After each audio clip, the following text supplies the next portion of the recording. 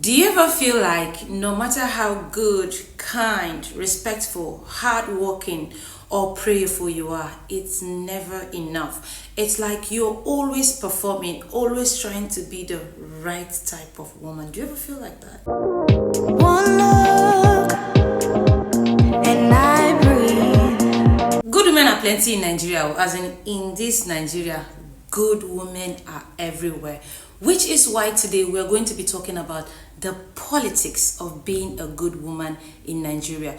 We are going to be exploring the silent rules that are shaping or even choking us, because I don't know about you, but I did not come to this world to suffer quietly in wrapper and Jesus sandals. So let's get into it. Now, who is a good woman? According to the Nigerian Dictionary of Good and Bad People, a good woman is the one who is soft-spoken, very respectful. She doesn't talk back. She doesn't argue. She respects her husband and all other men. She cooks food and serves it to her husband while kneeling down, even if he's cheating. And by the way, if he's cheating, she must not complain or confront him about it. That's a Nigerian good woman. She is the one they praise for enduring a toxic marriage for 20 years and still continues to pray for her husband. She's the one that people praise for enduring a toxic marriage for 20 years and still continues to pray for her husband. She is the type of person that people describe as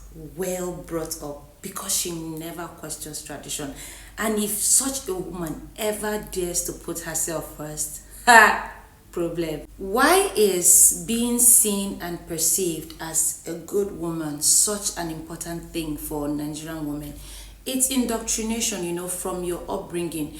They keep telling you things like, don't wear that, don't sit like that, don't go there, don't do this, don't do that. It's so unwomanly. Good women don't do this, good women don't do that. Basically, all of these things sum up to: do not shine too brightly, do not be too active like boys, do not move this way, do not move that way because you are a woman. Be agreeable, be quiet, be small. Women are seen, not heard. But what has all that quietness and endurance done for women, really? Let's get into a little bit of history, okay? Before colonialism, women in Nigeria and in Africa as a whole were important people in society. They were leaders, they were warriors, they were traders. Women held council seats, they ran markets, they owned land. And then colonialism came with all of their gender ideas. Religion followed that one immediately. Both Christianity and Islam brought very specific male-dominated interpretations of what womanhood is. And boom! The Nigerian good woman was born. Nigerian good woman is no longer the strong, confident, and powerful woman that our ancestors were. But a more docile, obedient, and sacrificial woman who must prove her worth through service and suffering. We didn't start this BS, so why are we carrying it on? Let's be honest, the performance of being a good woman is killing Nigerian women. Women are taught to stay in abusive marriages until they die, or at least until their abuser dies, because that's what a good woman is supposed to do. Women have to sacrifice their jobs, their careers, their dreams, and even their friendships in order to be seen as humble or wife material. Women get raped and then they are shamed into silence because why do you want to tell people that you are raped? It's a shameful thing. In fact, what were you wearing? You invited the rapist to yourself. If your husband cheats, they ask you to do a sober reflection on all of your shortcomings that led him outside, because it's your fault now. It's your fault. It has to be your fault because maybe you are not satisfying him. So check yourself. And if you dare to speak up, to complain, to create boundaries and prioritize yourself, you are labeled a difficult woman. You too, they do. And after you die quietly inside, they will gather to celebrate your life and call you a good woman. She lived and died a good woman. Olomaje, God forbid. I do not want to be remembered as a good woman if it means that I lived my life pleasing the patriarchy, pleasing other people and never choosing myself. God forbid. I know that the indoctrination is deep, right? But as women, we need to collectively save ourselves. to deliver ourselves from the shackles of wanting to be perceived as a good woman, because believe me, it does nothing for you. And the way to start doing that is to begin by redefining what it means to be a good woman. Being good should include you, okay? Your joy, your health, your voice, your agency.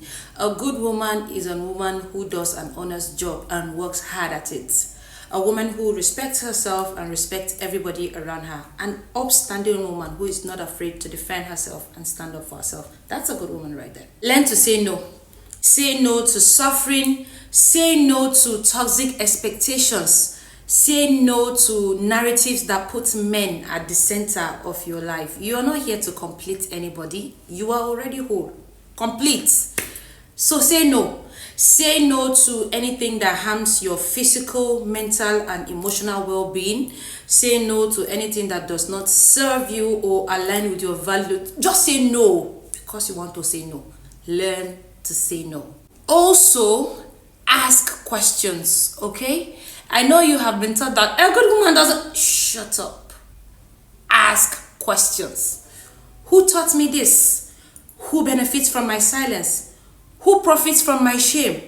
Who gets to shine when I dim my lights? And why not me? Ask questions. Build sisterhood. There is so much power to having women around you. I know that I say it all the time, but that is because it is very important. There are so many benefits to surrounding yourself with women who see you, who love you, who fight for you, who protect you, and who make you feel like you can do anything you set your mind to. Please don't sleep on sisterhood, okay? Build a solid community of women around you. A woman who is surrounded by women is a woman who is hardly ever going to fail. So please build sisterhood. If anybody calls you a bad woman for speaking out or for daring to challenge norms in a traditional setting where men are usually the ones who speak, that's on them, not you. They're just mad that you are being a human being and using your human agency. So yeah, speak out. You were not born to play second fiddle to anybody, okay? You were born to exist boldly, to laugh loudly, to speak freely, and to express yourself in your life. So do you.